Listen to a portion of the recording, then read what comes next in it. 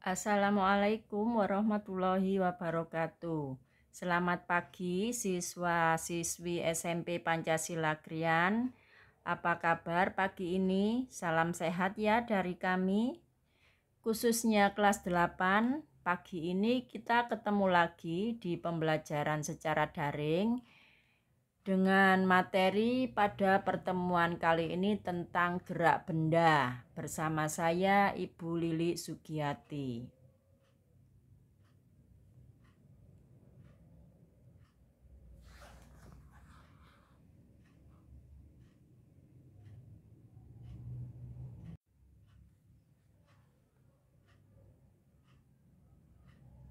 Assalamualaikum warahmatullahi wabarakatuh. Selamat pagi siswa-siswi SMP Pancasila Krian khususnya kelas 8.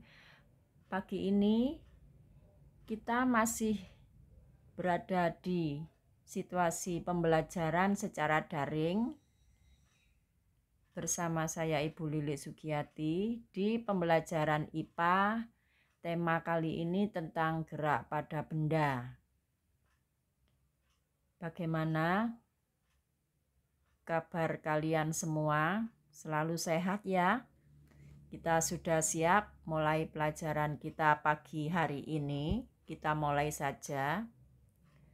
Adapun tujuan pembelajaran kita pada kali ini adalah setelah melakukan pembelajaran, para siswa diharapkan dapat mendeskripsikan konsep gerak lurus dengan benar. Kemudian juga menganalisis tentang perbedaan antara kelajuan dan kecepatan dengan benda. Selain itu juga diharapkan siswa mampu menghitung tentang kelajuan, kecepatan, dan percepatan pada beberapa contoh kasus dengan menggunakan rumusan gerak lurus beraturan dengan benar. Langsung saja kita mulai pembelajaran kita kali ini, bahwa setiap benda pada umumnya dapat dikatakan bisa bergerak apabila benda tersebut mengalami perubahan posisi dari suatu titik awal atau titik acuan sampai pada titik akhir. Gerak suatu benda akan melalui suatu lintasan atau akan membentuk suatu lintasan. Lintasan tersebut bisa berbentuk lintasan lurus, lintasan melingkar, lintasan parabola, ataupun lintasan yang tidak beraturan. Kemudian selanjutnya tentang hubungan antara kecepatan, percepatan, dan kelajuan pada setiap kegiatan gerak benda. Pada hubungan tentang kecepatan, percepatan, dan kelajuan, kita akan mengenal beberapa istilah, diantaranya tentang jarak. Jadi jarak adalah panjangnya lintasan yang ditempuh oleh suatu benda. Sedangkan perpindahan adalah jumlah lintasan yang ditempuh dengan memperhitungkan posisi awal dan akhir suatu benda. Jika kelajuan mengukur jarak tempuh, maka kecepatan mengukur perpindahan atau S dengan V adalah perubahan dibanding selisih gerak benda tiap satuan waktu. Waktu dapat disimbolkan dengan huruf T. Kemudian pernyataan tersebut dapat digambarkan dalam sebuah rumus bahwa V atau perpindahan sama dengan S per T, di mana V adalah kelajuan dengan satuan meter per sekon, kemudian S adalah jarak atau perpindahan dengan satuan meter, dan T adalah waktu dengan satuan S. Gerak lurus beraturan atau sering disebut dengan istilah GLB, besarnya kecepatan dan kelajuan memiliki nilai simbol V serta satuannya yang sama yaitu meter per sekon.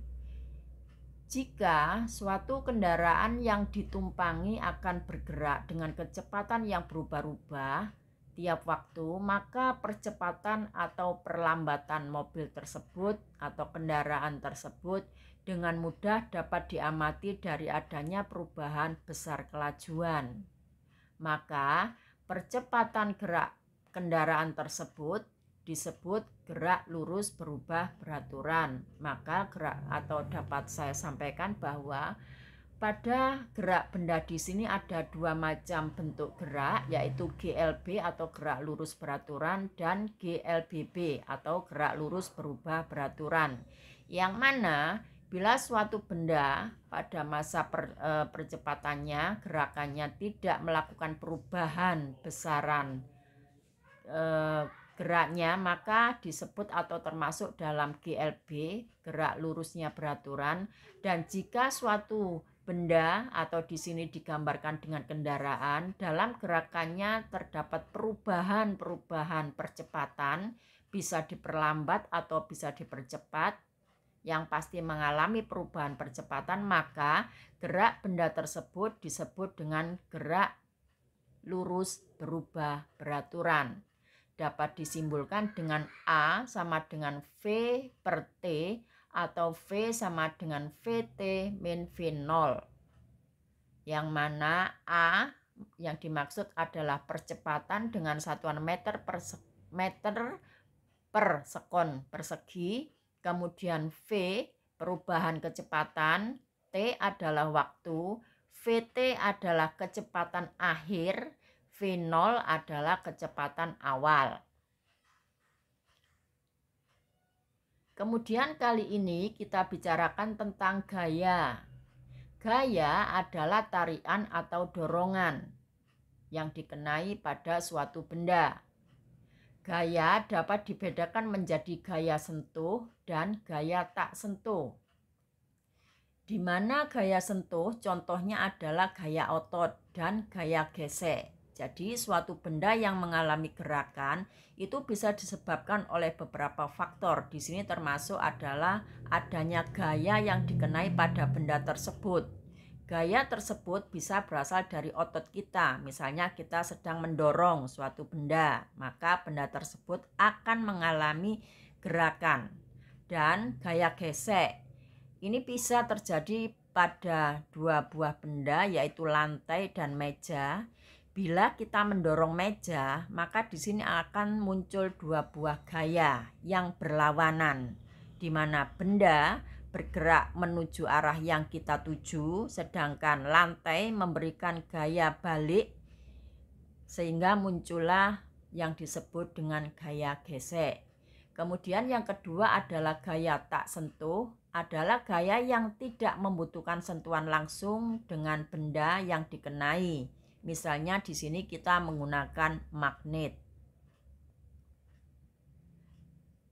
Pada gerak benda di sini nanti kita mengenal hukum Newton yang ada 3 macam, di mana hukum Newton yang pertama menyatakan tentang sifat inersia benda, bahwa benda yang tidak mengalami resultan gaya atau perubahan gaya maka F-nya sama dengan 0, gayanya sama dengan 0, akan tetap diam atau tidak lurus atau bergeraknya lurus beraturan.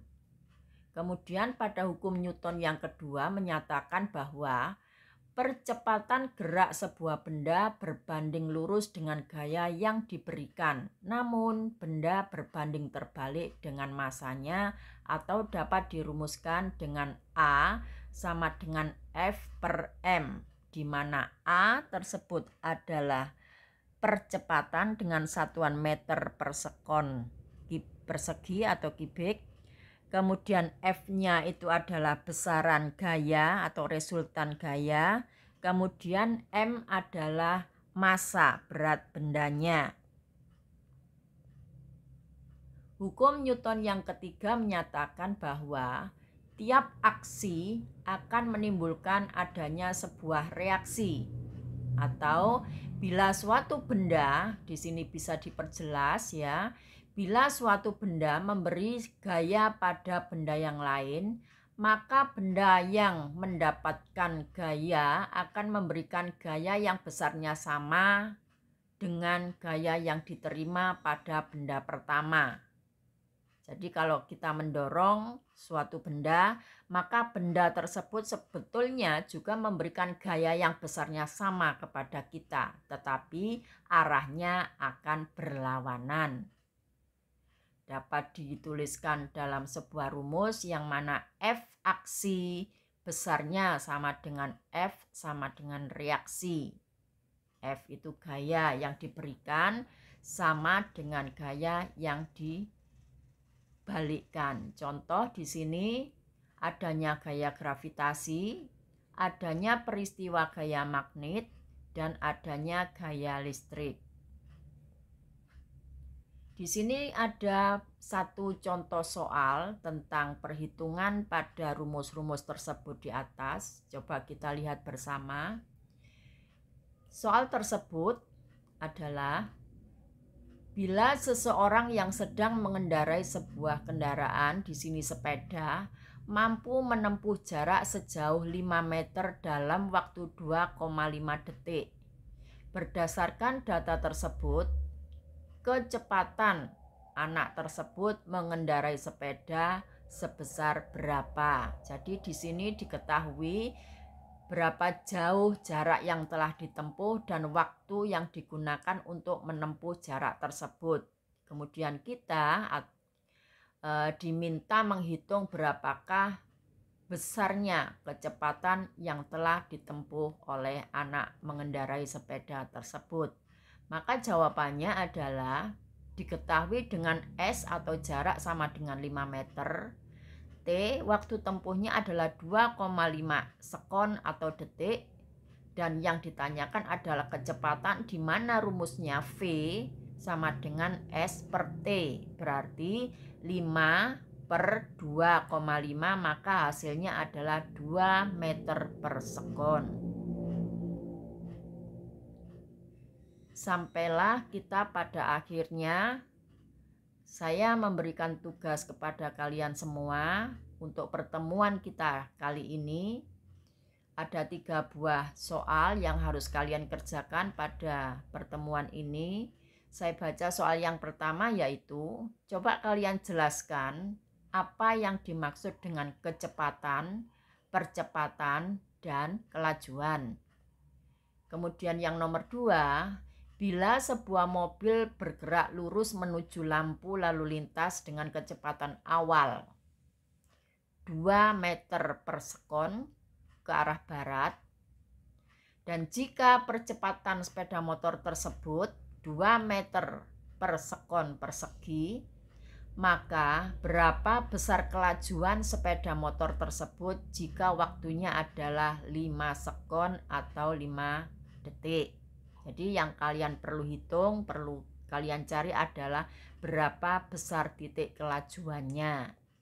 Kemudian yang ketiga, seorang anak mengendarai sepeda dengan menempuh jarak 100 meter dalam waktu 20 detik. Pada soal yang ketiga ini kalian diminta menghitung berapa besar kecepatan anak tersebut mengendarai sepeda itu. Demikian pertemuan kita pada kesempatan kali ini. Semoga bermanfaat untuk kalian dan kita semua.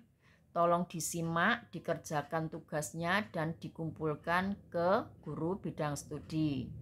Jangan lupa tetap jaga kesehatan, selamat belajar, selamat mengerjakan, dan tetap semangat. Saya akhiri sekian dulu. Selamat pagi. Assalamualaikum warahmatullahi wabarakatuh.